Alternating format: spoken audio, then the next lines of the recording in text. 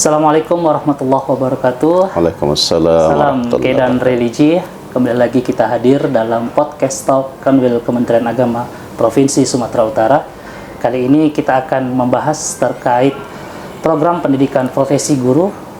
Kali ini saya tidak sendiri, saya hadir bersama Kepala Bidang Pendidikan Agama dan Keagamaan Islam Kantor Wilayah Kementerian Agama Provinsi Sumatera Utara, Bapak Dr. Haji Muksin Batubara, MPD. Assalamualaikum, Pak. Waalaikumsalam warahmatullahi wabarakatuh. Alhamdulillah sehat. Gimana puasanya, Pak? Ya, alhamdulillah. Mudah-mudahan Allah memberikan keberkahan dan sampai kita bisa berbuka, insyaallah nantinya. Terima kasih, Pak.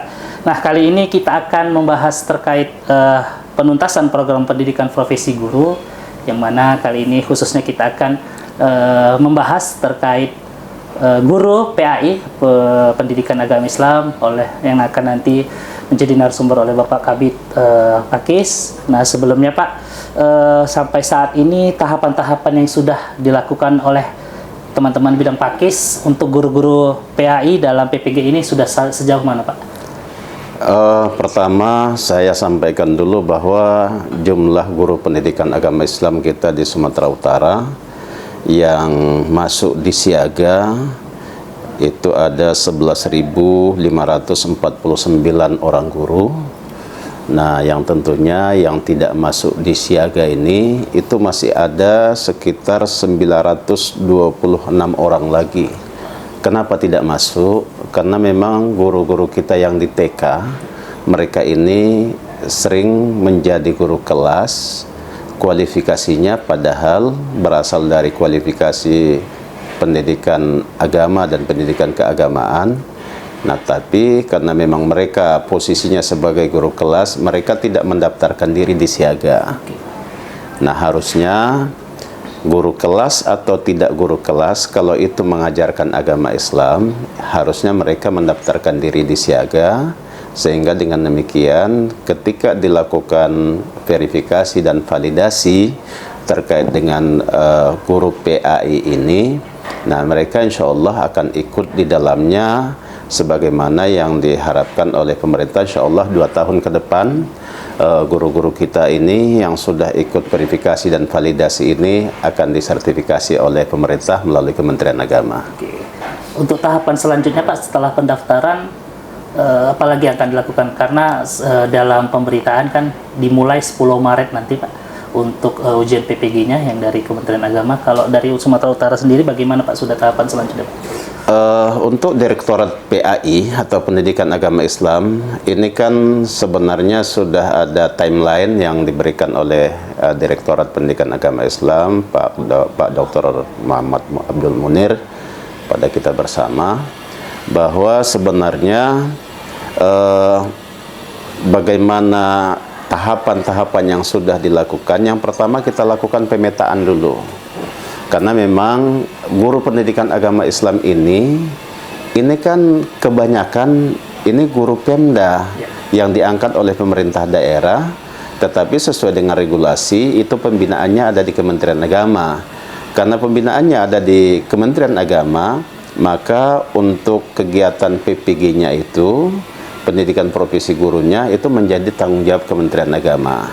Nah, dari situ, dari jumlah yang ada ini yang masuk di aplikasi siaga, itu ada ketentuan yang dibuat oleh direktorat pada kita bersama, bahwa mereka itu yang bisa diperpal, yang tadinya ada 11.549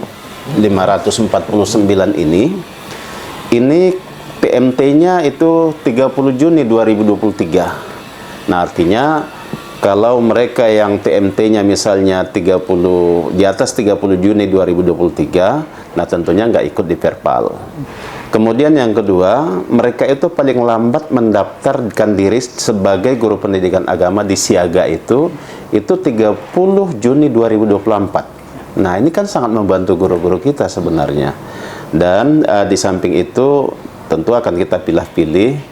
Nah, belum masuk pada usia pensiun atau 60 tahun, dan mereka ini sudah mengajar aktif, serta mereka ini S1 atau 2 D4, dan yang jelas mereka ini prodi S1 atau pendidikan keagamaan Islam. Oke. Ya. Ya. Ada nggak Pak kendala-kendala sampai saat ini? Misalnya ada yang tidak bisa melakukan pendaftaran atau seperti apa Pak yang masuk ke bidang pakis Pak? Kendala sebenarnya kalau kendala yang berarti sebenarnya tidak terlalu banyak ya. Namun mungkin saya sedikit flashback ke belakang sedikit. Karena guru ini adalah guru pendidikan agama Islam ini diangkat oleh pemerintah daerah, itu hampir 90% diangkat oleh pemerintah daerah. Maka biar sesuai dengan Undang-Undang Nomor 14 itu tahun 2005 tentang guru dan dosen dijelaskan bahwa sebenarnya pembiayaan PPG ini bisa dari APBN dan bisa juga dari APBD.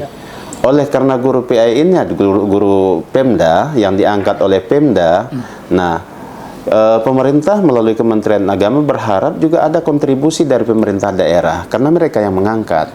Nah, oleh karena itu di 2024 itu murni semuanya yang ikut PPG itu dengan pembiayaan kontribusi dari pemerintah daerah melalui APBD. Nah, tetapi untuk tahun ini karena memang skemanya itu sudah berubah. Nah, untuk tahun ini ada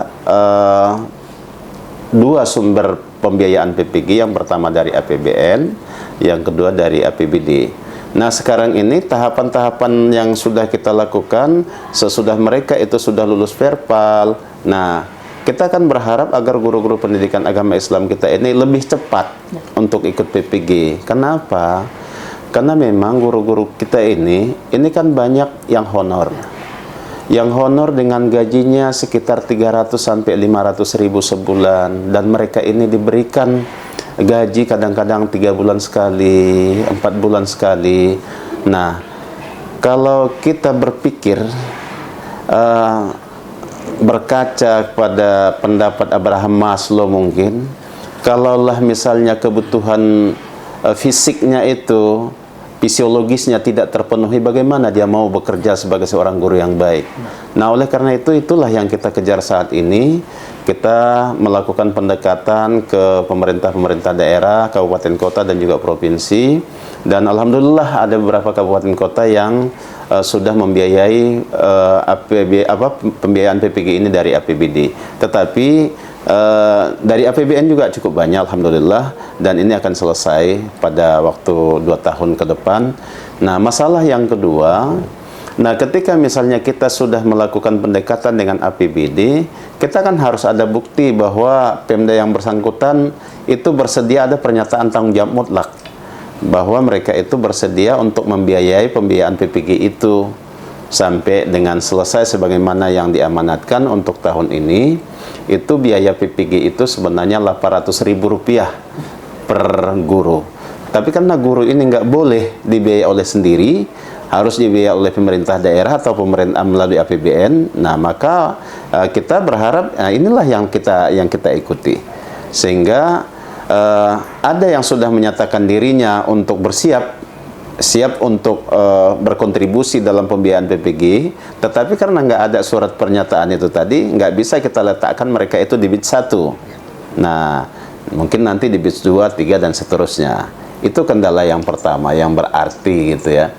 Kemudian yang kedua, ya masalah kesiapan guru. Karena kan untuk kegiatan PPG tahun ini nggak lagi 4 bulan, 49 hari.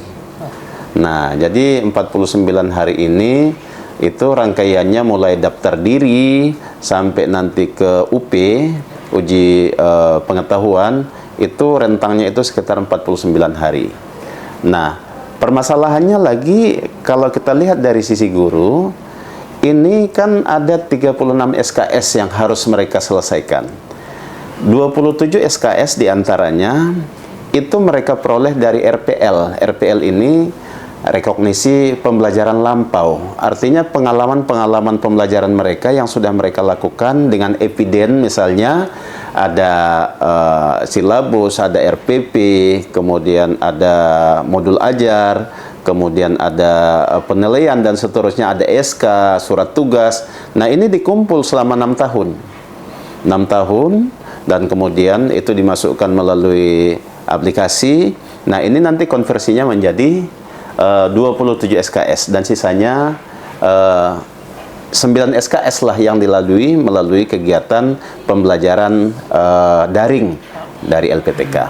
Nah, ini kendala yang kedua. Kendala yang ketiga, banyak juga guru-guru kita ini yang sudah usianya di atas 50 yang tentunya gaptek terhadap pemanfaatan teknologi informasi ini.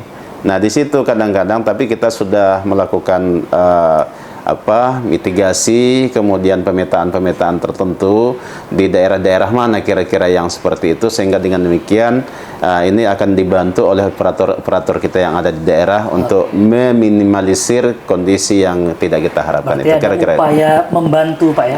Ada upaya. Guru-guru yang tadi belum jadi, cakap dalam pemanfaatan IT di Kementerian Agama, khususnya di provinsi dan di daerah, itu membantu, Pak, ya, dengan siap sedia, Pak, ya? Kita tetap kerjasama dengan LPTK, apakah itu UIN Sumatera Utara atau UIN Sahada Padang Sidempuan. Nah, insya Allah prodi PPG-nya masing-masing dengan kita, dengan operator kita, insya Allah tetap membantu guru-guru kita ini, karena memang tujuan kita sama, bagaimana mereka ini bisa mengikuti PPG dengan baik sesuai dengan regulasi yang ada dan akhirnya nanti akan menjadi guru profesional. Tadi sempat Bapak sampaikan bahwa ada honorer juga yang akan mengikuti. Artinya, Pak, di dalam program PPG Kementerian Agama ini, apakah honorer tersebut juga termasuk, Pak, di dalam PPG, atau nanti dilakukan pada PPG-PPG yang tadi disampaikan menggunakan APBD, APBN, dan lain sebagainya, Pak?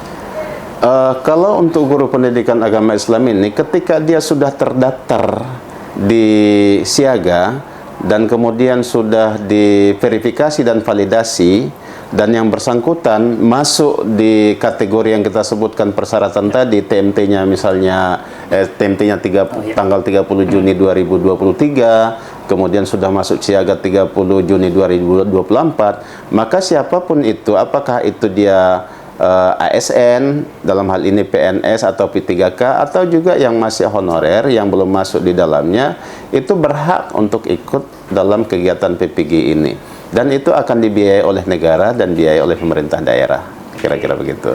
Baik, Pak, kita masuk kepada nanti teknis pelaksanaan PPG-nya.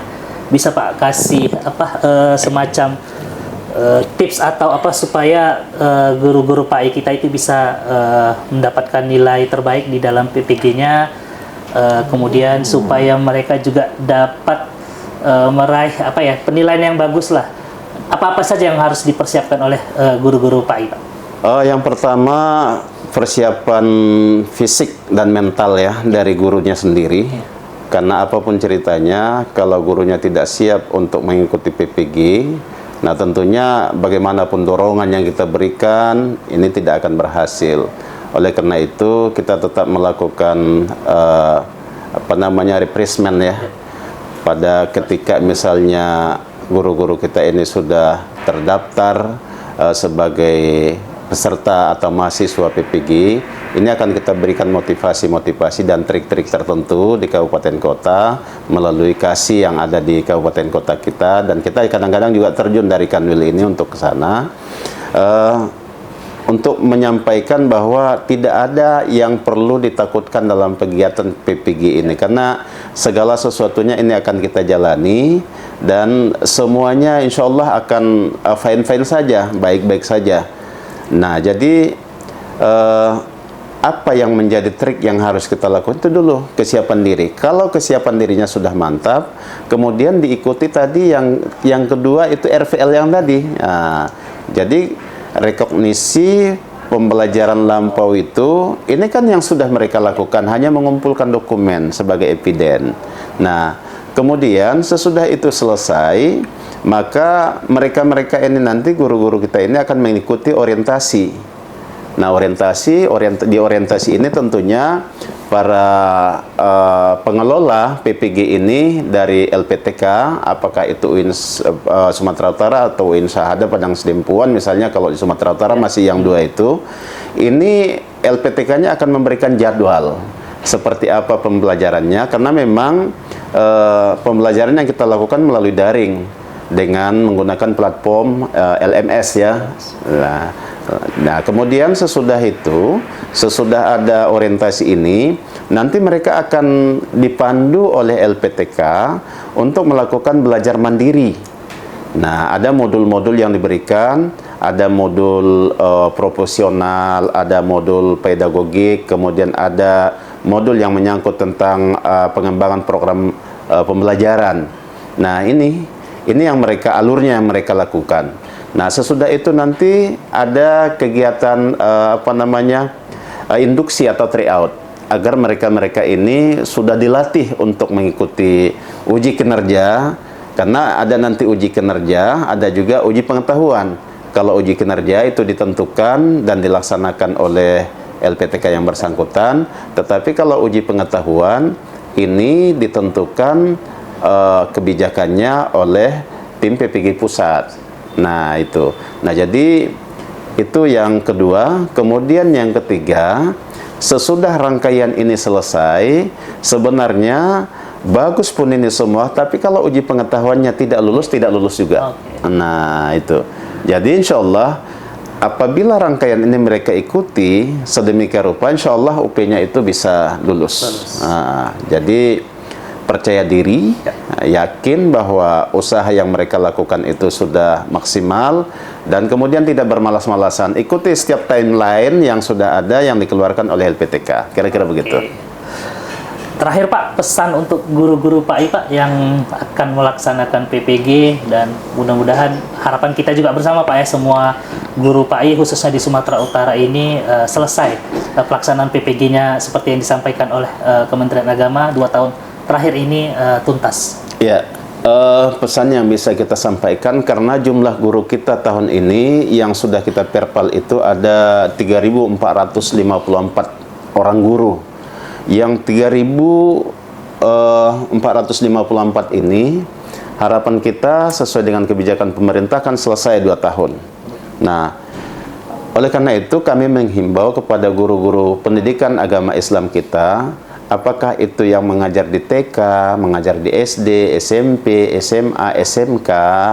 Nah, nggak usah pala kita ragu, maksud saya ya persiapkan saja diri kalau sudah di verbal, dan kemudian persiapkan seluruh persyaratan yang ada, dan di samping itu nggak usah menanya ke sana kemari.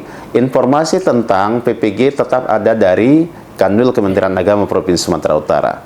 Kemudian hal yang kedua, jangan kita mau mencari ada misalnya informasi-informasi dari orang-orang yang tidak bertanggung jawab. Oh, kami kan bisa mengurus Anda untuk masuk di PPG BIT 1 atau BIT 2. Nah, itu nggak usah dipercayai hal yang seperti itu, karena semuanya insya Allah akan kita bantu, akan kita dorong agar pelaksanaan PPG tahun ini maksimal.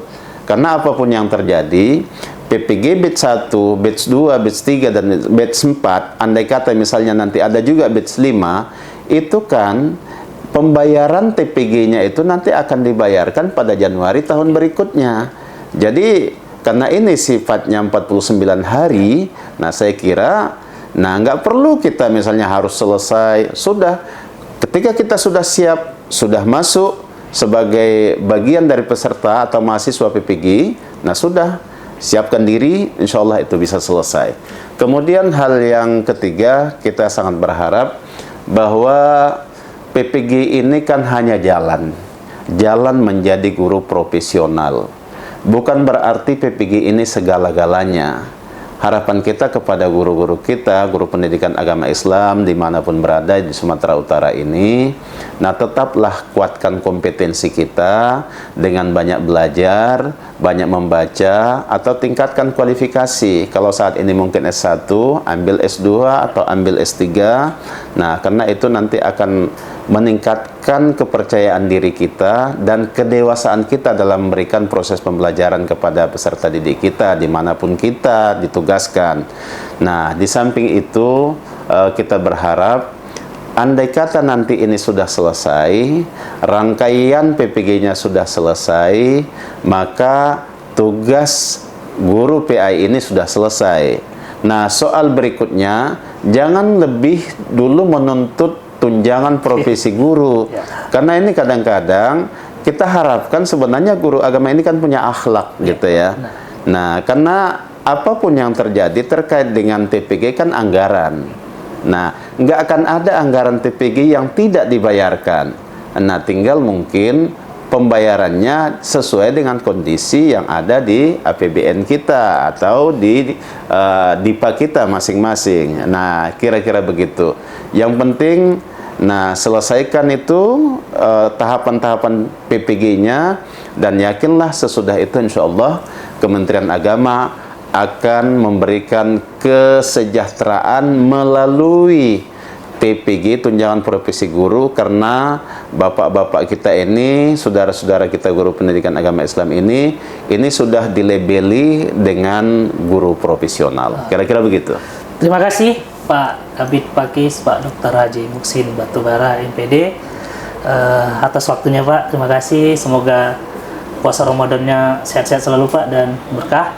Terima kasih keadaan religi sekalian. Semoga guru PPG khususnya guru PAI dan guru pendidikan agama lainnya dapat menyelesaikan PPG dengan baik dan dapat terwujud menjadi guru yang profesional sehingga dapat mencetak regenerasi emas Indonesia emas tahun 2045. Saya Ahmad Hakiki. Assalamualaikum warahmatullahi wabarakatuh. Waalaikumsalam warahmatullahi wabarakatuh.